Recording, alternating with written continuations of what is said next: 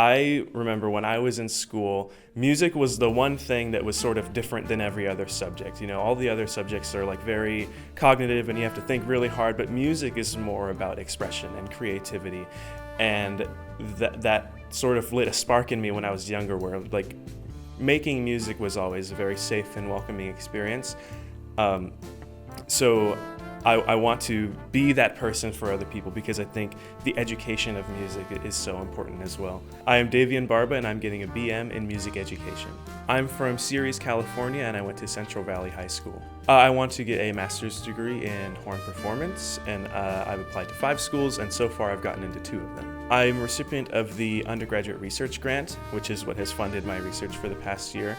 I am on the president's list and the dean's list. I've sort of flip-flopped between the 2. I receive a few scholarships like the James Winter Memorial Brass Scholarship for French horn players, the President's Quintet Scholarship, the Bulldog Beat Scholarship, and a few others. The research is a project that I made called The Art of Imperfection, and I spent some time with Dr. Tom Hebert, who is my faculty mentor and the professor of horn here at Fresno State.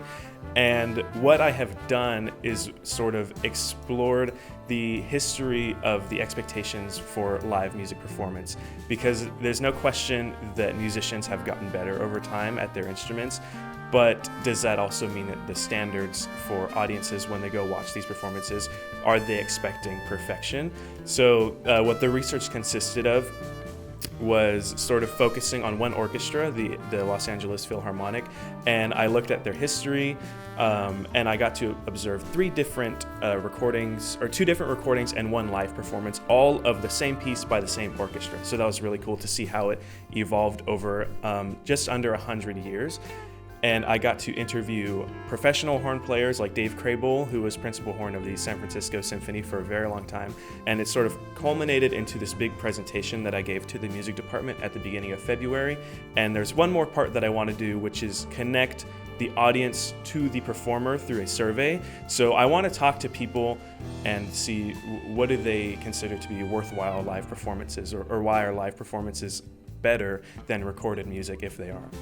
So on campus, I am the head drum major for the Bulldog Marching Band, and I've been a member of the marching band for 4 years. I'm also the president of Kappa Kappa Psi, which is a national honorary band fraternity, and our focus is really about serving our university bands. So we do fundraisers, and we do things like round up all the stands around the music building, make sure they're in the right spot, or if our director needs help with something, we help them. One of our biggest projects is the annual Sutherland Wind Festival, and we sort of help organize all of that, so I get to oversee that. Off campus, I'm a coach with the Youth Orchestras of Fresno, so I get to work with the talented musicians in our community, specifically the French horn players. I have also worked with outreach and special programs here on campus, and we do a lot of community outreach and work with K-8 students specifically about educating them about college in general. Not just come to Fresno State, but what can you do after you graduate high school? What experiences can college bring you, and what should you do to prepare yourself for that education? I think my favorite memory, there's a lot of them, but one that comes to mind right away is going to the Rose Parade in 2023. My high school marching band was very small. It was about 50 people, and coming to Fresno State and joining a band that was almost like 5 times that size was really incredible. And learning about the Rose Parade and that it's broadcasted to millions of people and getting to be a part of that was super awesome, and I had an amazing time there, and getting to go a second time was even better.